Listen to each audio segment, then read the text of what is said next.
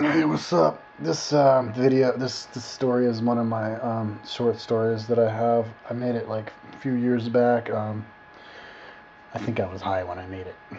Um, Anyways, it's a love story, and I'm into love and sex and rock and roll and drugs and alcohol and drama and all that kind of stuff. So just include all of that, and you've got a good story. So here we go. It's called a zany love story. Johnny Perkins was really horny when he went to his previous year's roommate's party. When he arrived, he remembered he forgot to bring $3 for beer right before the little kid stood in front of him and said, "Hey, Buster, give me $3 or scram." Johnny would have tactfully explained that he forgot it and would borrow the money and pay him momentarily. But he didn't like the kid's attitude, so he kicked him in the balls and threw him outside. As he was standing in line for beer, he remembered he had promised his mother that he wasn't going to drink that night because he was still recovering from a black eye from a bar brawl he had the night before, and she didn't want her son looking too ragged for the family reunion that was scheduled for the next day. But he was backing out of line. He heard this blood-curdling scream in his ear and a cold beer pour all over his head. He angrily turned around to feel a knuckle connect so hard with his mouth that two of his teeth were knocked in and he saw stars. As soon as his vision cleared, he saw the most beautiful girl he had seen all night. She had deeply dyed red hair that took off straight like flames from her scalp to the heavens, only to take a 90-degree turn in every direction and cover her shoulders and wind around her body until it was tucked neatly into her sweatpants.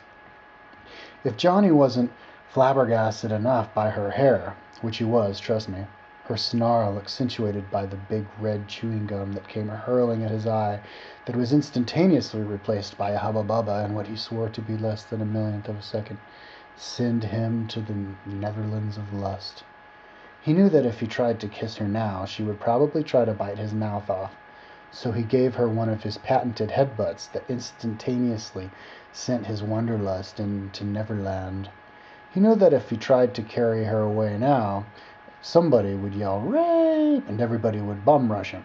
So he grabbed a full bottle of wine he saw nearby and poured it all over his uncouth lover's head to make her appear so drunk that she needed his help getting home. As Johnny exited the house with his woman slung over his shoulder, he noticed a small child he hit, still unconscious, lying in the middle of the road face down, and he thought to himself, "Fuck yeah, I'm strong as fuck. Hee-haw."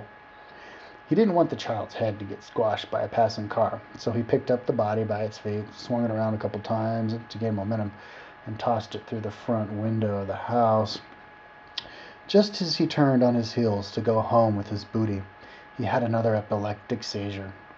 When he woke up, he was in a jail cell with this beautiful redhead woman who was staring directly at his arm muscles. Without thinking, he blurted out, "I love you, you fucking goddess from hell." At this, her black, swollen, and bleeding eyes raised to his, and she mumbled, "You got some fucked up muscles, Daddy-o." At that moment, they knew it was love. So Johnny said, "Wanna fuck?" And she said, "Fuck yeah." So they started fucking. At that moment, her parents walked in with the warden, and her father said to Johnny, "Are you the boy who beat the crap out of my little Jezebel?" But Johnny, being smart not to make enemies with his girl's father, explained to Jesse that he had a seizure, and then said, "Let's all go to the hee-haw." In that, in the pickup on the way to the hee-haw, Johnny saw the house that the party was at. "See that corner? That's where it was. A cop done comed around and sawed Jesse. He saw us there and asked what happened. Well, after you beat the crap out of me, I'm sorry. Well, after you beat the crap out of me in your seizure," Jesse continued, "he seen us and done took us and 'cause he thought we was fighting and shit. I tried to tell him no, but I was so busy from your abuse I could hardly make the words come out. Then I called my parents when I could." On the way to the hee-haw, they had a philosophical conversation, sparked by a dead dog they saw on the roadway. "That dog's dead," Big Mama said. "How do you know, bitch?" Big Daddy replied. "'Cause its legs is straight up," she said with a cool demure. "How do you know, bitch?" 'cause Elvis looked the same way when they found him, and he was dead as a doornail." "Well, I knew that dog was dead anyways, bitch," Big Daddy rebuked, "because it wasn't running around and shit. Plus it got runned over by that big truck this morning and it didn't get up." "Oh, turd!" Jesse yelled. "We forgot Granny and Billy Bob."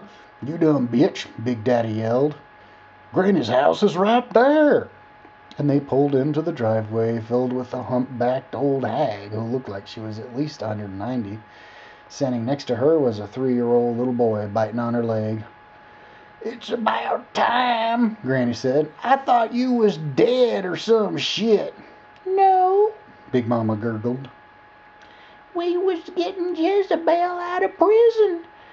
"Hee-haw!" Little Billy screamed as he heard the news. "Shut up and get in the back, boy," Granny retorted as she was getting into the back seat of the cab. "Who's this ogre?" she continued as she pointed to Johnny's head. "Nobody points at Big John like that and lives, old woman," he yelled in her face. A surprised Big Daddy turned around and exclaimed, "That's the first thing I heard you say the whole day, boy." "So it does talk," he continued to Big Mama. "He's my boyfriend," Jessie exclaimed as she slapped Granny's cheek. "Nobody call him ogre unless I say so, you hear?" "Where's your little boy?" Granny then said to Jessie. "It ain't back there no more," as she pointed to the back of the pickup truck. "Oh, don't worry about him," Big Daddy shouted.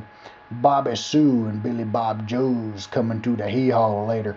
They'll find him and give him a good whooping for us." "Yeah, he's a tough little bugger," continued Big Mama.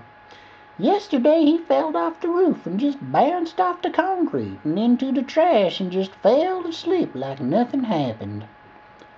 When they got to the hee-haw, there was already a couple fights going on, but most of the people were still dancing, heaving their heads forward and backward with their long hair flinging in every godforsaken direction and punching the air and each other as hard as they could. As the entourage stepped in, Johnny hanged his head into the top of the door frame. "Whoa, how big is you, boy?" Big Mama said. 6'10", 550 pounds, Johnny said in reply. "Well then, go beat some heads for me," Jessie heaved. So Johnny stepped out on the dance floor and started smashing men's and women's heads together and throwing their limp bodies out of the way as he made his way to the stage. When he got up and threw the singer off the stage and sang his own song was looking directly into Jessie's eyes. "I'm Big Johnny and I fucked my bitch in jail. She looks like them angels from hell. She'll kick your ass too, 'cause I'll make sure it's true. I could kick your head in, and I graduated from high school too." That moment everybody started screaming and clapping and throwing beer bottles at him, most of which hit his head and somehow knocked him unconscious. He woke up to find old Granny naked on top of him in the process of pulling his penis out. But right before he was about to scream in horror, little Billy jumped out of nowhere and started biting on her ass, which made her scream long enough for Big Johnny to get away and obtain shelter behind Jessie. But right as he got to his bitch's arms, they were scorched alive by the gas line that was somehow broken open and lit on fire. The end. So, guess it's up to you to decide if they lived or not. I think that they did because they were in love, and love lasts forever.